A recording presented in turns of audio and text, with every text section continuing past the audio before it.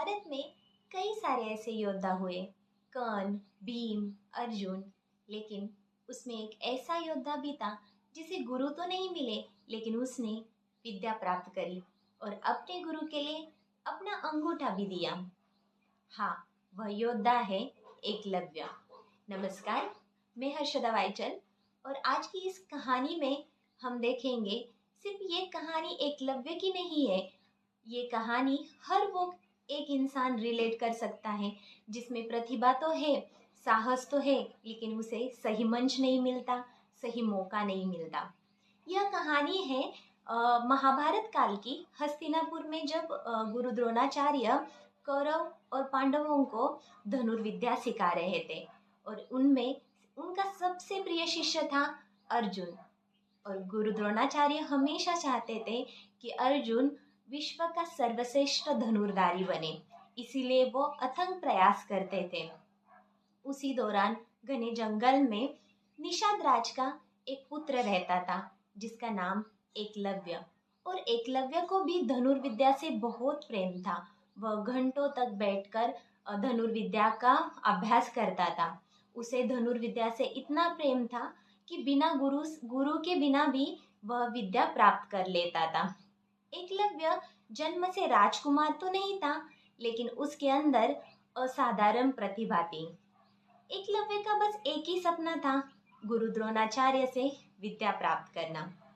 एक दिन एकलव्य गुरु द्रोणाचार्य के आश्रम में गया और उनसे हाथ जोड़कर निवेदन करने लगा कि मैं आपका शिष्य बनना चाहता हूँ, क्या आप मुझे विद्या प्रदान करोगे? लेकिन इस पर गुरु द्रोणाचार्य ने एकलव्य को देखा, उसकी जाति, उसके कुल को देखा और एकलव्य से कहा, मैं सिर्फ क्षत्रिय और राजकुमारों को ही शिक्षा देता हूँ। यह बात सुनकर एकलव्य ने ना उनसे बहस करी, ना कोई शिकायत करी और वहां से एकलव्य वापस लौट कर आया। एकलव्य का सपना तो टूट गया, लेकिन एकलव्य का संकल्प नहीं टूटा। एकलव्य ने मन में सोचा, हमें गुरु तो नहीं मिले, मैं गुरु के सामने अपना अभ्यास तो नहीं कर सकता, लेकिन मैं अपने गुरु को अपने मन में जरूर बिठाऊंगा।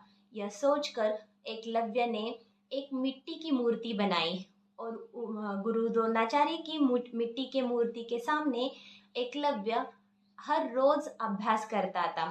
उसका अभ्यास इतना कठोर हो गया कि पेड़ के पत्ते भी नहीं हिलते थे जब एकलव्य का बाण चलता था। कुछ दिन, कुछ महीने और साल ऐसे ही बीतते गए और एकलव्य का अभ्यास और कठोर होता गया। एक दिन गुरु द्रोणाचार्य अपने शिष्यों के साथ जंगल में शिकार के लिए आ गए थे। इतने में एक कुत्ता भौंकता हुआ आया। उन्होंने देखा कुत्ता भौंक रहा है, लेकिन जिसके मुंह में बहुत सारे बाण हैं, लेकिन वह कुत्ता घायल नहीं था। यह देखकर सब आश्चर्यचकित हो गए। अर्जुन को भी प्रश्न आया कि ऐसा भला कौन कर सकता है कि कुत्ते को घायल किए बिना उसका मुंह बंद कर सकता है। तब एकलव्य सामने आया और एकलव्य ने कहा, यह मैंने किया है। यह देखकर गुरु द्रोणाचार्य ने एकलव्य से कहा कि तुम्हारे गुरु को ने यह विद्या तुमने किससे सीखी है? इसके ऊपर एकलव्य ने कहा, आप ही मेरे गुरु हो। और मिट्टी की मूर्ति की ओर इशारा करते हुए देखा, मैंने प्रतिदिन आपकी मूर्ति के सामने बैठ के धनुर्विद्या का अभ्यास किया है। यह सब देखकर गुरु द्रोणाचार्य के ध्यान में आ गया कि एकलव्य एक सर्वश्रेष्ठ धनुर्धारी है, लेकिन उन्होंने अर्जुन को विश्व का सर्वश्रेष्ठ धनुर्धारी बनने का निर्णय लिया था। इसीलिए गुरु द्रोणाचार्य ने एकलव्य से कहा, अगर तुम मुझे अपना गुरु मानते हो तो क्या तुम मुझे गुरु दक्षिणा दे सकते हो? इस पर एकलव्य ने बिना विलंब करे बोला कि आप जो भी मांगोगे मैं आपको दे दूंगा। इस पर गुरु द्रोणाचार्य ने कहा कि मुझे तुम्हारे दाहिने हाथ का अंगूठा चाहिए। और बिना सोचे एकलव्य ने चाकू उठाया और अपने दाहिने हाथ का अंगूठा अपने गुरु के चरणों में दे दिया। अंगूठा कट गया, धनुर्विद्या खत्म हुई, लेकिन एकलव्य की कहानी तो अमर हो गई। आज की दुनिया में ऐसे कई सारे एकलव्य हैं जिनके पास हुनर, प्रतिभा है, लेकिन सही मंच नहीं मिल रहा है।